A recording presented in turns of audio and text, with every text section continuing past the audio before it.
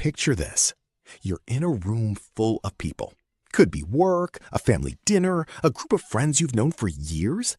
And then someone says something about you, out loud, in front of everyone.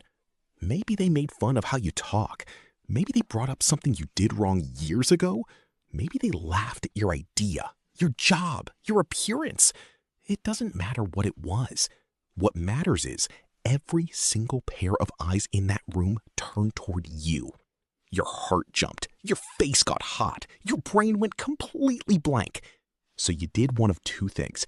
You either snapped back and said something you regretted later, or you smiled, said nothing, and swallowed it whole. And that night, alone, you replayed the whole thing, thinking of every perfect thing you could have said. Here's what nobody tells you. The reason it still bothers you isn't what they said.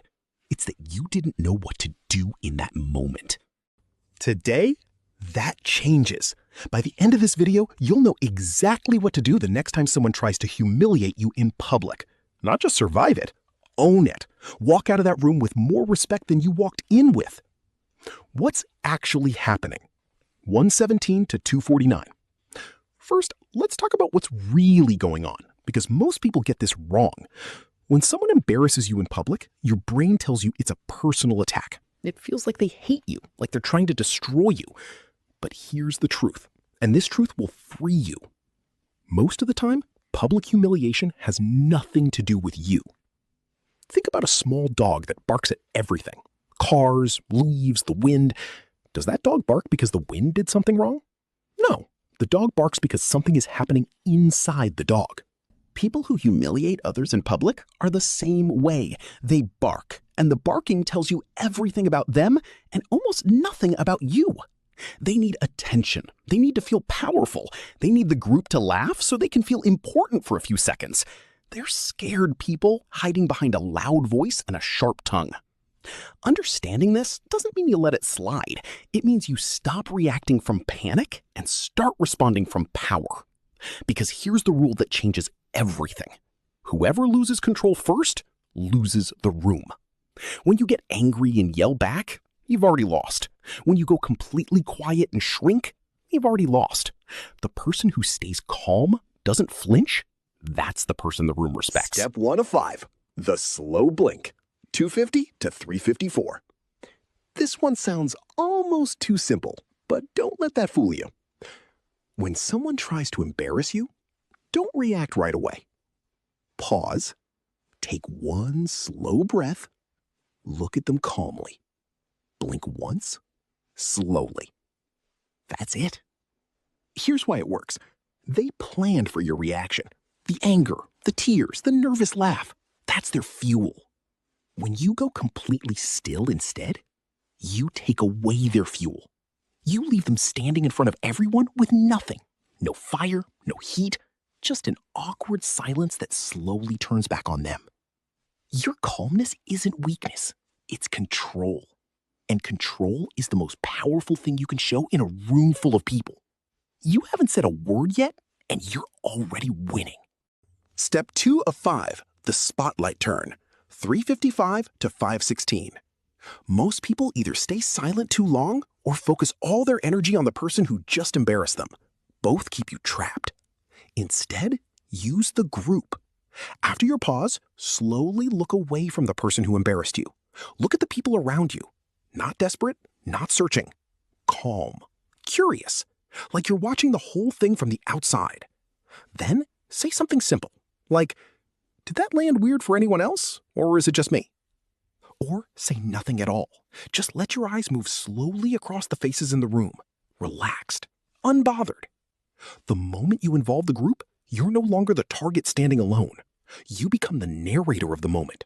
You hand the awkwardness back to the room, and the room feels it land exactly where it belongs, on the person who created it.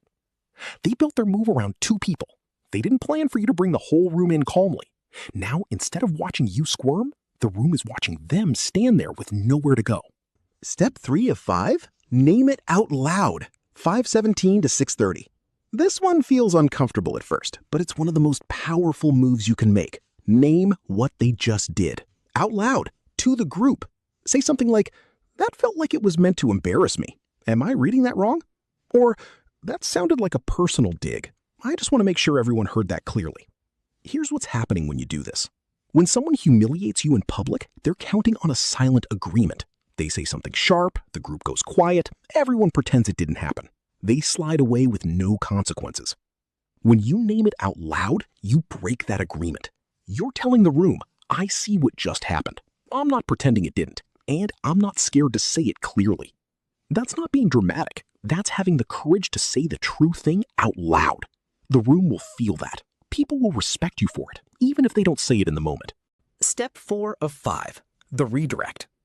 Sometimes the person isn't worth your full attention. Maybe they do this all the time. Maybe the whole room already knows they're a problem.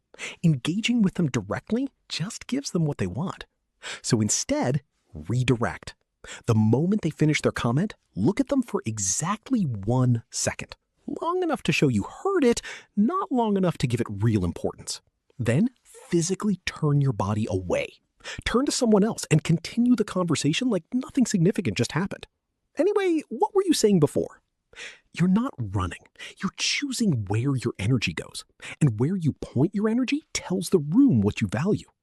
By turning away and staying confident, you're saying without a single word, "This person's attempt to embarrass me is so far below my level, it doesn't even deserve a full response." You're not ignoring them out of anger. You're ignoring them out of indifference. And there's nothing more devastating you can do to someone desperate for attention than make them feel completely invisible. Indifference is the loudest response you can give someone who needs your reaction to. Step 5 of 5, the calm comeback. Sometimes you need to say something back. The group needs to hear you speak. You need to show you have teeth. Not the loud, angry kind, the quiet, confident kind that people know better than to test. 3 rules. Keep your voice low. The person who raises their voice looks out of control. You want to be steady and calm, almost soft, so people have to lean in to hear you. Keep it short, 1 or 2 sentences. Long speeches look defensive. Short, clean responses look certain. Don't insult back. You're not trying to win a fight, you're ending one without losing any dignity.